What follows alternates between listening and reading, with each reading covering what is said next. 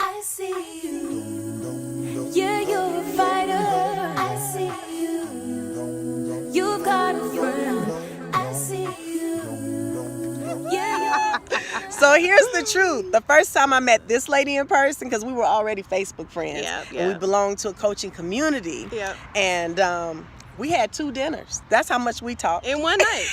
In one So this is my bariatric buddy. Hi. She is 3, you're on your 3rd week, right? This is day 1 of week 3. Day 1 of week 3. Yeah. So tell us a little bit about your journey. And I finally got to the point at age 42, when I've just gained back the last 70 pounds I lost plus some, that it was time to, the yo-yo was enough, and I needed to do something that was a little bit more permanent. My health is good. I mean, but you could tell all the signs were there. High blood pressure, high cholesterol. I just got a prescription of high blood pressure medicine this year, so it's really getting real. And I know where it goes. My grandmother had both of her limbs amputated before she died. My grandfather had a stroke. My mom was 400 plus. My sister's 400 plus. My uncle died of a heart attack in my arms on Christmas morning. So, I mean, I know the future.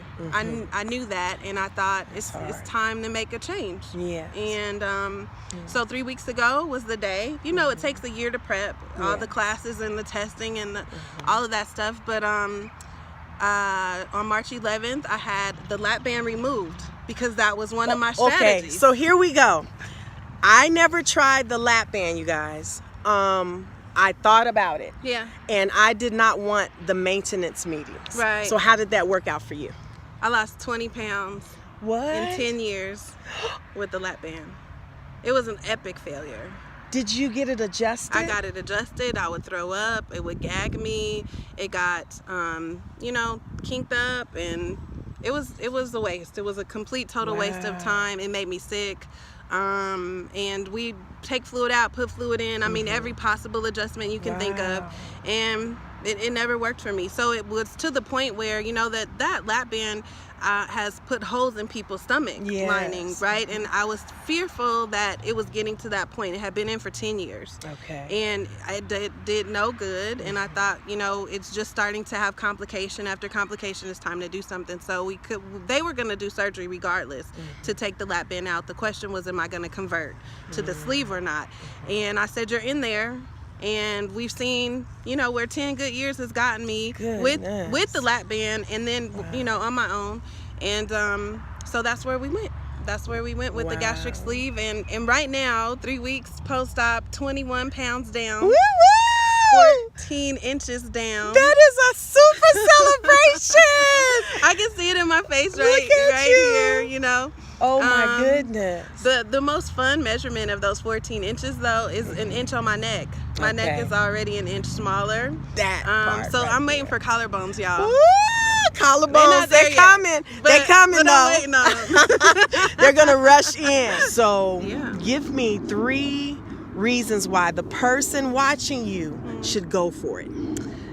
So the first thing I want to say is, don't go for it unless you're really ready to make a life change. So people look at it as like this magic bullet, and it's a tool like any other tool. You can eat past it, you can drink past it, you can ice cream past it, you can do a lot of things that will, if you have those old habits and you're not ready to really make a change, that will totally defeat the process. But some good reasons to do it is that it is a tool, and it does limit how much you can eat. So getting used to 2 ounces, 4 ounces, eating off a baby spoon, you know, that eating slowly. You really, I think I'm starting to feel my brain get trained on how food is energy and life and not entertainment. So that's one really good reason. I think the second reason I would have to say is longevity, right? So your stomach size is permanently smaller, and if you don't really work really hard to stretch it back out, you have a tool that you can use for the rest of your life. And the overall health factors, right? I can't wait to go back for my testing and see my blood pressure and my cholesterol and you know, that the health benefits that it's gonna have. And I think that just gives me some stability that I've never had. I've been on this roller coaster of weight for my entire life, literally as young as I can remember.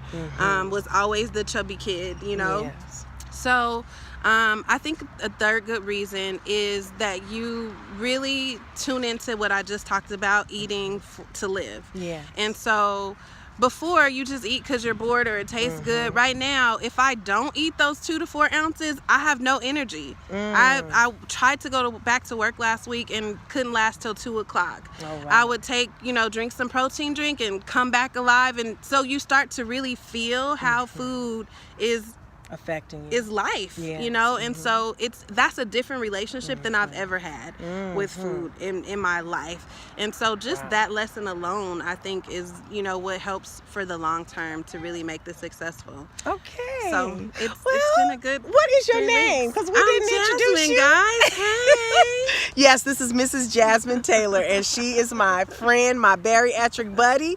And yeah, while she working on her neck, I'm working on mine. We're about to get the collarbones back, y'all. We about to do this, and tell them just where they can follow you. Yeah. Like, you're on Facebook, right? I'm on Facebook, Instagram, and Twitter at Mocha Marriage. So I'm a marriage therapist, coach, and really helping couples in their relationships is my passion. Be successful and have the relationships of their dreams.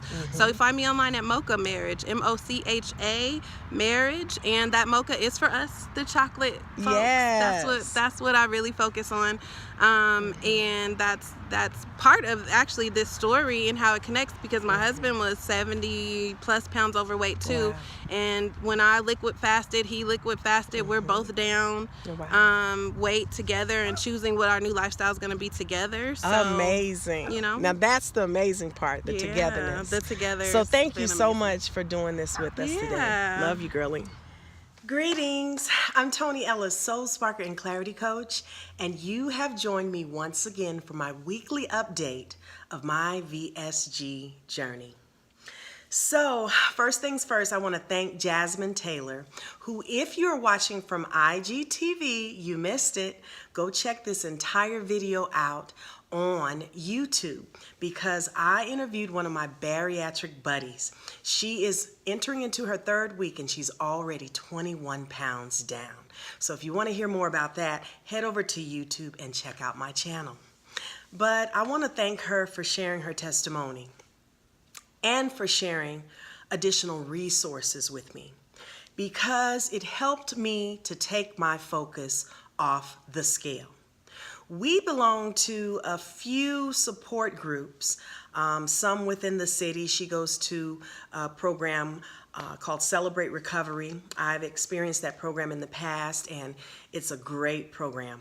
And I go to another support group of individuals who've had surgery with a particular surgeon, and so I have that. I also have my Propel Women's Bible Study, which helps me to stay on track spiritually. And so there's all types of support systems out there if you're looking for something more than just somebody telling you what they did. Go around and get other people's opinions and other people's experiences, though yours will be unique and different. We have to stop comparing without contrasting. There are different factors that factor into someone else's weight loss journey versus your weight loss journey. But it's good to know that you're not alone, because you're going to, along this journey, experience some similarities to some people, but no two journeys are exactly the same.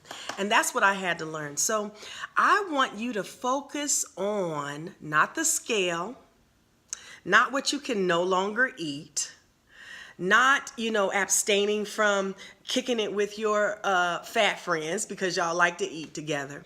I want you to focus on the non-scale celebrations.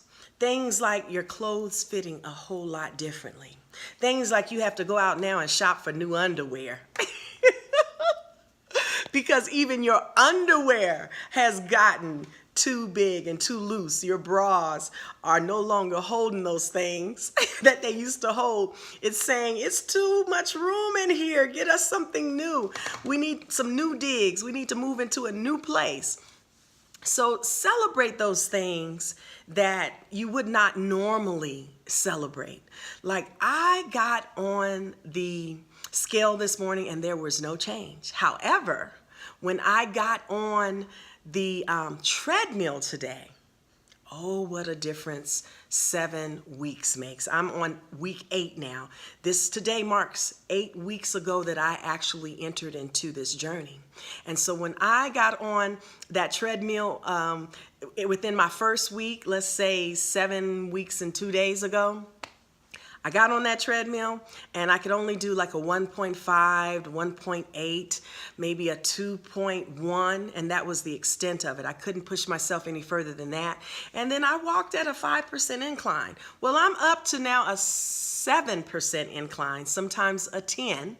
You know, as you go through and you walk, maybe 3 minutes have passed and you say, I can kick this up a notch. Yeah, 7 to 10% incline, y'all. Patting myself on the back. And I'm walking at a speed of 3.5. Isn't that great? Yes, that is one of those non-scale celebrations that I'm talking about. What is it that you could do today to celebrate yourself in your journey? Wherever you are, whether it's weight loss or whether it's abstaining from smoking or drinking or abstaining from a secret sin that nobody else knows but you've been now clean. You have something to celebrate, to say, I've overcome that thing. Here, I'm 7 weeks clean. I'm 7 days clean. I am 7 minutes clean. Sometimes we have to go minute by minute. I chose not to snack on that thing that I know will send the scale in the opposite direction. I chose not to go to those places that reinforce the fact that I'm addicted to a certain thing and help me to stay addicted. Get free, but as you're getting free, celebrate those freedoms. Celebrate you. Now, I didn't want to spend too much time this week because that interview that I had with Jasmine Taylor was so full. It was so amazing. And again, I want you to head over to my YouTube channel if you did not get a chance to see this video in its entirety.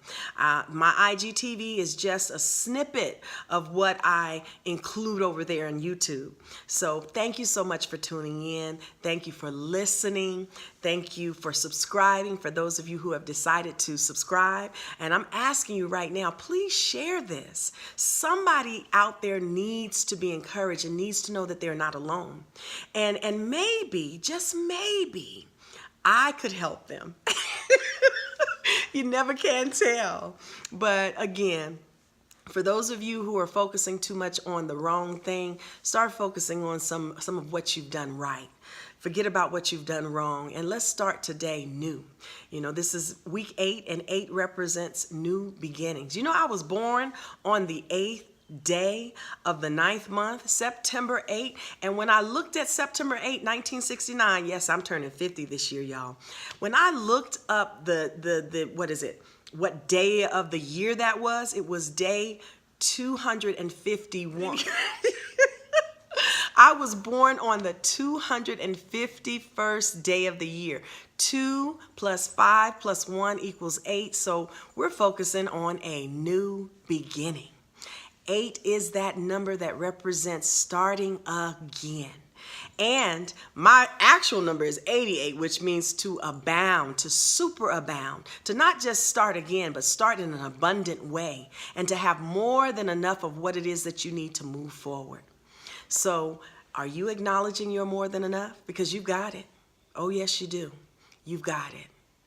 Again, I'm Toni Ellis, Soul Sparker and Clarity Coach. I want you to be encouraged to soar and to roar. That means to show up for yourself, own up for yourself, act up for yourself so that you can begin to rise, not just for yourself, but for others, and help them to gain resilience and to be more optimistic, to hold themselves and others accountable, and be ye restored. Thank you so much for tuning in. Until next time, peace and many blessings. Love you. Bye-bye. I see you. Yeah, you're the best. I see you.